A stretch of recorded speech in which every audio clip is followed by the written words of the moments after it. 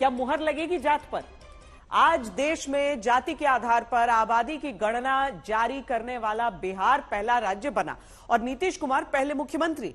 अब ये OBC vote के लिए मास्टर स्ट्रोक है या खुद की सियासत बचाने वाला आखिरी दांव? ये बीजेपी के लिए चुनौती है या फिर प्रधानमंत्री नरेंद्र मोदी के पास इसकी कोई काट है? आज की खबर का 2024 के चुनाव तक असर रहना है, इसीलिए हमने विस्तृत जानकारियां इकट्ठा की हैं। ये सब बताएंगे, उससे पहले इतिहास याद कराते हैं। बताते हैं कि वीपी सिंह ने 1990 में देश के अन्य पिछड़ा वर्ग को आरक्षण दिलाने वाली मंडल आयोग की सिफारिशों की धूल फांकती फाइल तब झाड़कर अचानक बाहर निकाली थी जब देवीलाल और चंद्रशेखर के दबाव के आगे वीपी सिंह को अपनी राजनीतिक स्थिति खुद असुरक्षित लग रही थी। 33 साल बाद क्या इसी तरह अपनी और पूरे विपक्ष की स्थिति मजबूत करने के लिए जाति आधारित गणना लेकर नीतीश कुमार आए हैं? स्वागत है भाई, स्वागत है, मोदी जी का स्वागत है। सोमवार सुबह प्रधानमंत्री नरेंद्र मोदी राजस्थान पहुंचते हैं। भाजपा को और मेरा पहला वोट भाजपा को, इसी संकल्प के साथ। उस वक्त नीतीश कुमार की सरकार एक बड़ी रिपोर्ट जारी करने की तैयारी करती पटना में दिखी और तब राजस्थान में चित्तौड़गढ़ में प्रधानमंत्री का बयान आता है। इस चुनाव में हमारा एक ही चेहरा है और वो चेहरा है कमल। इस कमल को ही भारी बहुमत से जिताना है। इस बयान के राजनीतिक अर्थ ये कि विधानसभा चुनावों में चेहरा राज्य के नेता नहीं, मोदी, मोदी। दृष्टि अटल पर वोट कमल पर का नारा एक जमाने में बीजेपी ने ही गढ़ा। अब कमल के लिए वोट देना है तो चेहरा सिर्फ नरेंद्र मोदी का है, काम मोदी का, गारंटी मोदी की। वो नरेंद्र मोदी जिन्होंने देश में ओबीसी वोट से जन्मी क्षेत्रीय दलों की राजनीति का गणित बदला और कांग्रेस की सियासत को समेटा। 2014 तक देश में माना गया कि ओबीसी वोट यानी बड़ा हिस्सा क्षेत्रीय दल पाएंगे। 2014 में देश में ओबीसी वोट का 47% हिस्सा क्षेत्रीय दलों को मिला।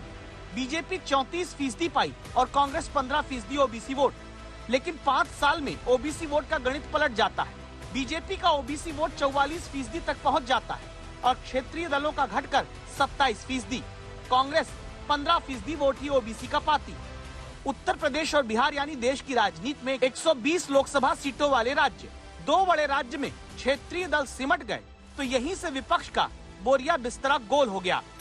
क्योंकि 2019 में बीजेपी सवर्णों के 61% और ओबीसी का 44% वोट एक मुश्त लेकर बहुसंख्यक वोट यानी हिंदू वोट का 52% हिस्सा समेटे हुए सत्ता हासिल कर लेती। जो वोट जाति के नाम पर क्षेत्रीय दलों में बंटता था वो बंटवारा कम होकर बीजेपी के पास जाने लगा। अब कहा जा रहा है कि बीजेपी के इसी बहुसंख्यक वोट के अभेद्य हो चुके दुर्ग को नीतीश कुमार ने बिहार की जातीय गणना करा के ओबीसी आबादी को सर्वे के आधार पर बिहार में 63% बताकर देश में जातिगत जनगणना की मांग करते हुए जिसकी जितनी भागीदारी उसकी उतनी हिस्सेदारी के नारे के साथ ओबीसी को और हिस्सा नौकरी और शिक्षा में दिलाने की डिमांड करके ब्रह्मास्त्र बीजेपी के खिलाफ चला है। किसी की मान लो कि उसका रिजर्वेशन बढ़ाने का संख्या बढ़े या कुछ और हो, किसी के लिए भी अब आप देख रहे हैं अनुसूचित जाति जनजाति की संख्या बढ़ी है ना। 16 सुना ना भाई, 10 वाला फिगर लीजिए ना, 16% और 1% से थोड़ा कम 1% अब बढ़ करके बढ़ा है ना। देखिए ना फिगर, उनको भी फायदा है तो बाकी सबको लाभ मिले। किस तरह का लाभ मिलेगा? अरे इसी तरह कल सबके मीटिंग में एक एक बात को रख देगा और उसके बाद सब लोगों का राय लेकर के और सरकार की तरफ से जो जरूरी होगा आगे कदम उठाएंगे। नीतीश के नेतृत्व में ही बिहार पहला राज्य बना है जहां जाति के आधार पर गणना हुई। इसमें पता चला कि बिहार में पिछड़ा वर्ग 27.12% है। संख्या 3,54,63,936 है। अति पिछड़ा वर्ग बिहार में 36.01% है। 4,70,80,514 की आबादी है। बिहार में 19.65% अनुसूचित जाति की आबादी 2,56,89,820 है। अनुसूचित जनजाति 1.68% के साथ 21,99,361 है और अनारक्षित यानी सवर्ण की आबादी बिहार में 15.52% संख्या में कहें तो 2,02,91,679। हम लोगों ने कम समय में सरकार बनने के बाद ही कम समय में हम लोगों ने जानकारी इकट्ठा भी की है और आज ऐतिहासिक दिन पर जो है ऐतिहासिक काम जो है हम लोगों ने किया है, जारी भी किया है।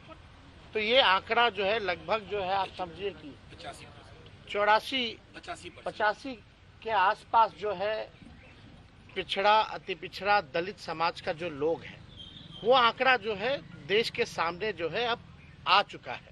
बीजेपी के कई नेता बहुसंख्यक वोट अपने साथ मजबूती से आता देख 80% बनाम 20% का नैरेटिव रखते रहे। वहाँ अब नीतीश सरकार की अगुवाई में हुई जातीय गणना से 85 बनाम 15 का नया राजनीतिक नजरिया विपक्ष रखने लगा है। ओबीसी की बात करने वाले अपनी राजनीति को परिवार से आगे निकालेंगे क्या? उन्हें तो रिपोर्ट कार्ड देनी चाहिए थी कि 33 साल 18 साल नीतीश बाबू और 15 साल लालू यादव, ये दोनों ने मिलकर राज किया और गरीबों को क्या उद्धार किया, कितने लोगों को नौकरी दी, कितने लोगों की हालत सुधरी, ये रिपोर्ट कार्ड होनी चाहिए थी। अब ये रिपोर्ट कार्ड जातीय जनगणना का देकर के लोगों में भ्रम के सिवा और कुछ नहीं। नीतीश सरकार ने 63% आबादी बिहार में पिछड़ा वर्ग की बताने के साथ अगड़ा पिछड़ा का जो तगड़ा दांव चला, ये शुरुआत है। बिहार में जातीय गणना का परिणाम जारी करने के साथ ओबीसी को आबादी मुताबिक अब नौकरियों में आरक्षण दिलाना, देश में जातिगत जनगणना कराना पूरे प्लान का हिस्सा है। जवाब में अगर किंतु परंतु बीजेपी करती है या फिर ना करती है तो ओबीसी वोट का नुकसान होगा। अगर ओबीसी की आबादी के साथ आरक्षण की लाइन दोबारा खींचे जाने पर सहमति जताती है तो सवर्ण वोट में नाराजगी होगी। दोनों ही हालत में बहुसंख्यक वोट जो बीजेपी पाती है उसमें बिखराव लाने की रणनीति विपक्ष की आई है। शशि भूषण, पटना, आज तक। नीतीश जब 2005 में सत्ता पर काबिज हुए तो उन्होंने अपना वोट बैंक तैयार करना शुरू किया, क्योंकि तब तक नीतीश के पास अपना मजबूत आधार का वोट बैंक नहीं था। लव कुश समीकरण यानी कुर्मी और कुशवाहा जाति को ही नीतीश का आधार वोट तब माना जाता था, जिसकी आबादी तब 10% के आसपास मानी जा रही थी। तब जो सवर्ण जातियां थी वो बीजेपी का आधार वोट थी। लालू के पास यादव सहित बाकी पिछड़ी जातियां और मुसलमानों का वोट था। 2005 के चुनाव के बाद नीतीश ने जातियों में 3 प्रयोग किए। पहला प्रयोग ओबीसी के 2 भागों में बांटा।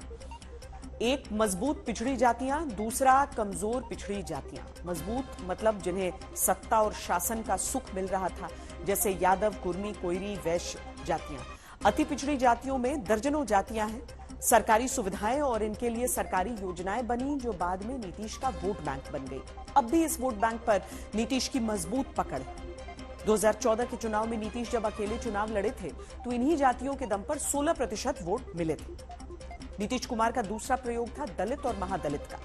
23-24 जातियां दलितों में थी और रामविलास पासवान मजबूत नेता। नीतीश ने पासवान जाति को छोड़कर तमाम दलित जातियों को महादलित बना दिया। इससे हुआ ये कि महादलितों का झुकाव नीतीश की तरफ हुआ। महादलित टोले में स्कूल, नल, सड़क का निर्माण किया। जीतन राम मांझी इसी प्रयोग में सीएम तक बन गए। तीसरा प्रयोग मुसलमानों के बीच किया। मुस्लिम बीजेपी के विरोधी थे, लालू उनके नेता। नीतीश कुमार ने मुस्लिमों को 2 भागों में बांटा। जिन मुसलमानों को राजनीति में सम्मानजनक जगह नहीं मिली थी उन्हें जगह दी। पसमानदा मुसलमानों को सरकारी सहायता देना शुरू किया। अली अनवर जैसे नेताओं को राज्यसभा भेजा। 2010 के विधानसभा चुनाव में पसमानदा मुसलमानों ने नीतीश की को झोली भरकर वोट दिया। अब नीतीश कुमार, जिनकी अपनी जाति के कुल 2.87% वोटर हैं, परिस्थितियों का मुख्यमंत्री तक जिनके बारे में एक बार कहा गया, उन नीतीश ने क्या अब 2024 के लिए विपक्ष की तरफ से अपनी दावेदारी आगे कर दी? क्या नीतीश मंडल पार्ट 2 के नेता बन जाएंगे?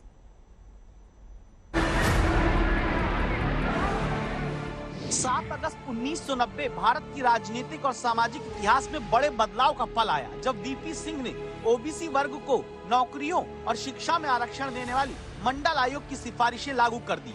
इसके 1 महीने बाद 25 सितंबर 1990 की तारीख थी, जब सोमनाथ से अयोध्या की रथ यात्रा लेकर लाल कृष्ण आडवाणी निकलते हैं। कहा गया कि ये मंडल बनाम कमंडल की राजनीति।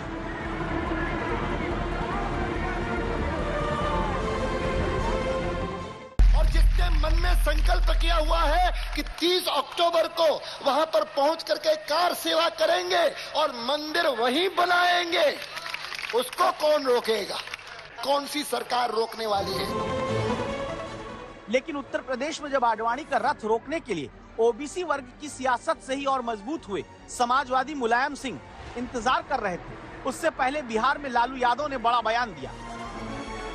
मैं इस मंच के माध्यम से पुनः श्री आडवाणी जी से अपील करना चाहता हूं, अपनी यात्रा को स्थगित कर दें, स्थगित करके वो दिल्ली वापस चले जाएं। देश हित में अगर इंसान ही नहीं रहेगा, इंसान नहीं रहेगा, तो मंदिर में घंटी कौन बजाएगा? एक फैसला हाल में सरकार ने लिया। इसके बाद तारीख आई थी 23 अक्टूबर 1990। तत्कालीन प्रधानमंत्री वीपी सिंह की सलाह पर लालू प्रसाद यादव ने देर रात लाल कृष्ण आडवाणी की गिरफ्तारी करा दी। 1990 में बिहार में लालू के हाथों रोकी गई आडवाणी की रथ यात्रा के 33 साल बाद 2024 से पहले नरेंद्र मोदी का विजय रथ फिर बिहार से रोके जाने की बातें होने लगी।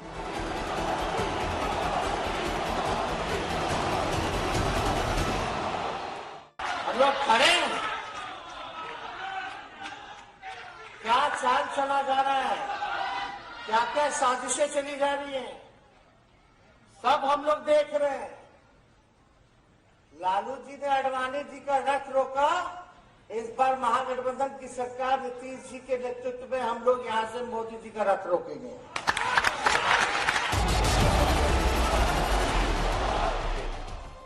क्या नरेंद्र मोदी का रथ रोकने के लिए ही नीतीश कुमार की अगुवाई में लालू तेजस्वी के सामूहिक दांव की रिपोर्ट आ चुकी है, जिसका नाम है बिहार की जातिगत गणना, जो सर्वे रिपोर्ट पहले कभी किसी राज्य में नहीं आई।